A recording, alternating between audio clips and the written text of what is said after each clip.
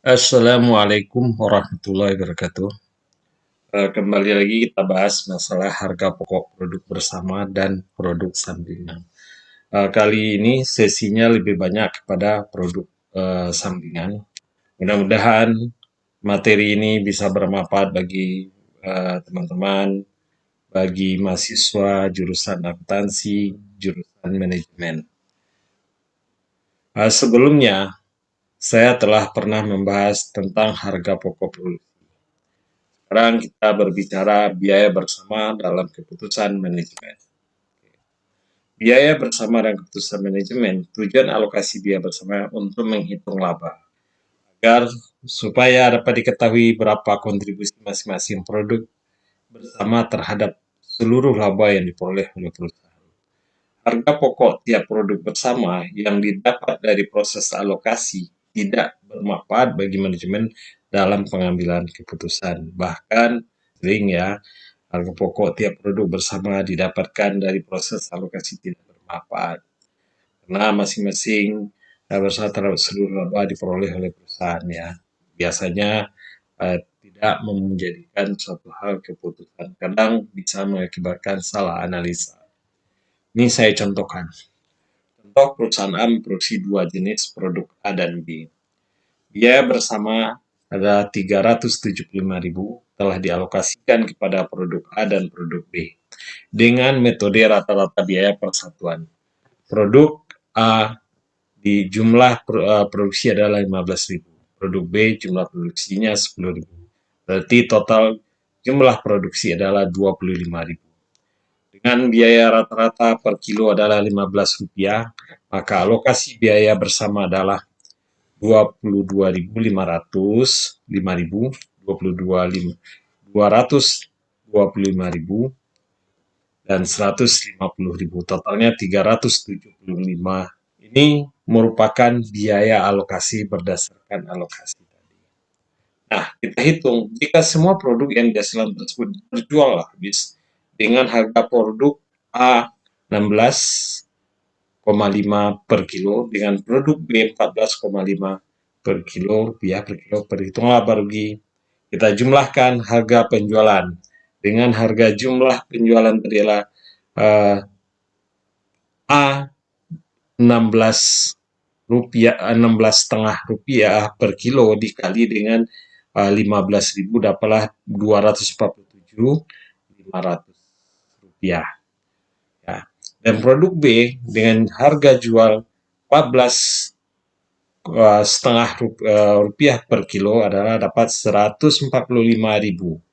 Total 392.500. Dengan harga pokok alokasi tadi, produk A memperoleh laba 22.500, sedangkan produk B pergi 5.000. Dari gambaran ini terlihat dengan metode alokasi ini, produk B mengalami kerugian.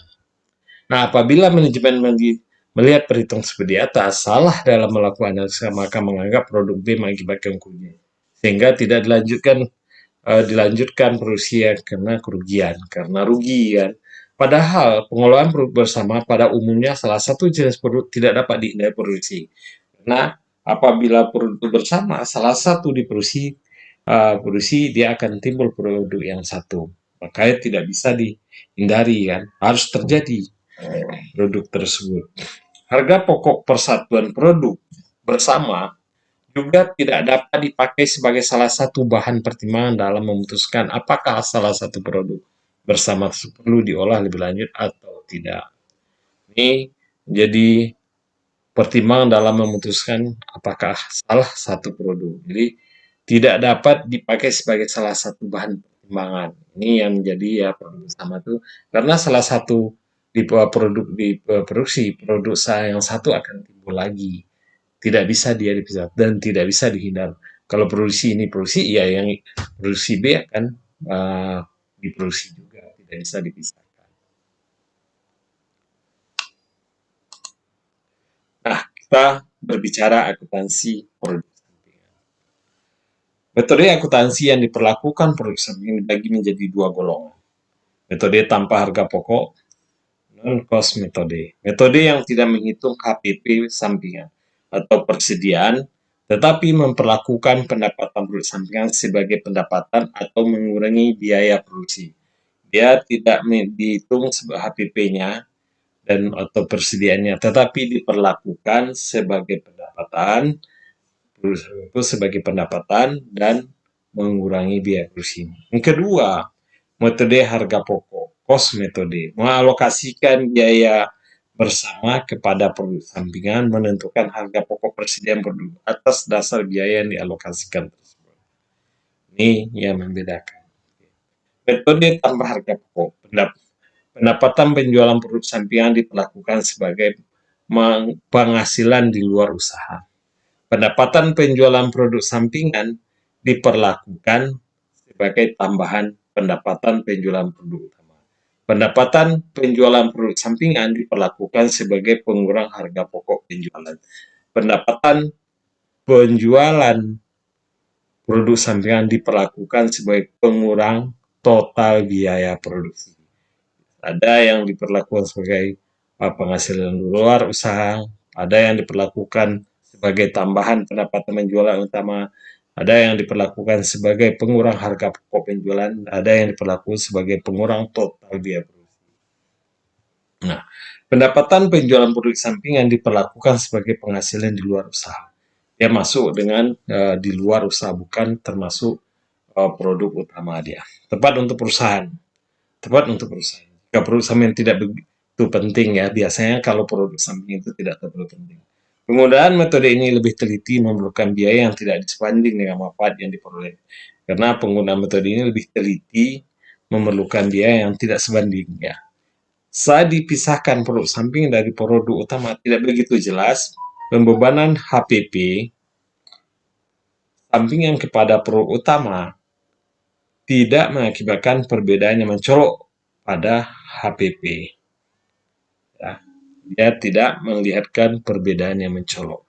Ini salah satu contoh pendapatan dia dimasukkan ke penghasilan di luar usaha ini yang 4.000 ini. Contoh ya. Nah, nilai produk sampingan tidak begitu penting dan tidak dapat ditentukan. Penggunaan metode yang lebih teliti memerlukan biaya yang tidak sebanding dengan manfaat yang diperoleh. Saat dipisahkan produk sampingan dari produk utama tidak begitu jelas, pembebanan harga pokok sampingan kepada produk utama tidak mengakibatkan perbedaan yang mencolok dalam harga produk utama.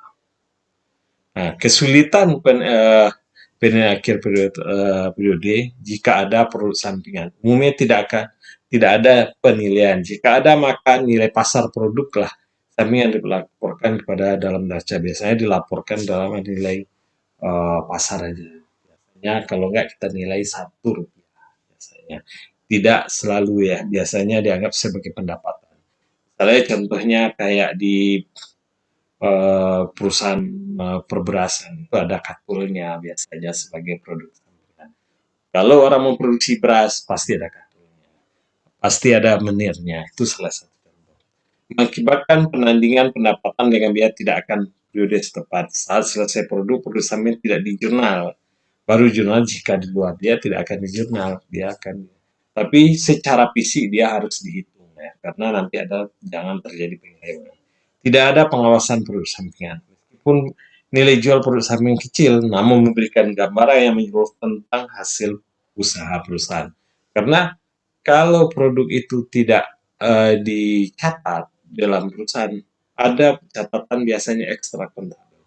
Kalau dia tidak dicatat, suatu saat untuk diadakan penelitian dan pengawasan bahwa hasil produk itu pasti ada produk sampingan. Maka produk samping itu biasanya pada perusahaan biasanya dicatat dengan nilai Rp1 sebagai persediaan dengan kuantitas yang besar. Nah, pendapatan penjualan produk sampingan diperlakukan sebagai tambah penjualan. Biasanya ditambah tadi ada contoh penjualan utama ditambah aja pendapatannya menjadi penjualan. Pendapatan penjualan produk utama sampingan diperlakukan sebagai pengurang. Biasanya nanti akan mengurangi harga pokok penjualannya. Contohnya ini 550.000 dikurang 4.000 dan 46.000. Bruto 100 yang harga pokoknya 54.000 ya. Nah, pendapatan menjual produk sampingan diperlakukan sebagai pengurang total biaya produksi ini. dia akan mengurangi biaya produksinya nih di sini dan akan menghasilkan uang sebagai biaya produksi. Ya, ini salah satu contoh ini ya teman-teman, dia akan mengurangi biaya produksi.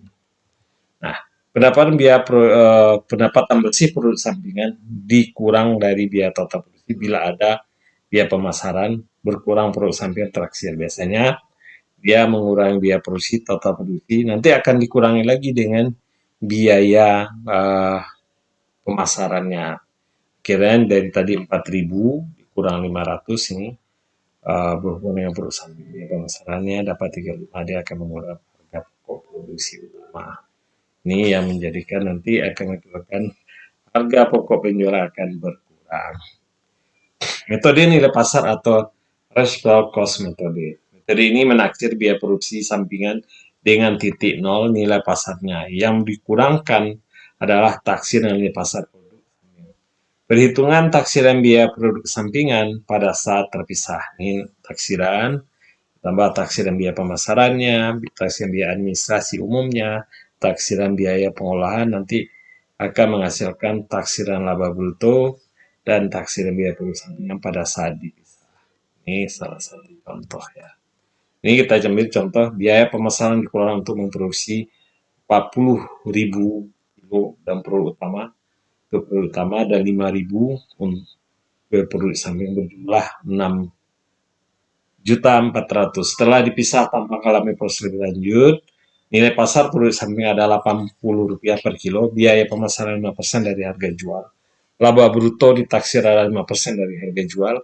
Biaya pengolahan produk sampingan yang dikeluarkan setelah dipisah produk utama diperkirakan 70.000.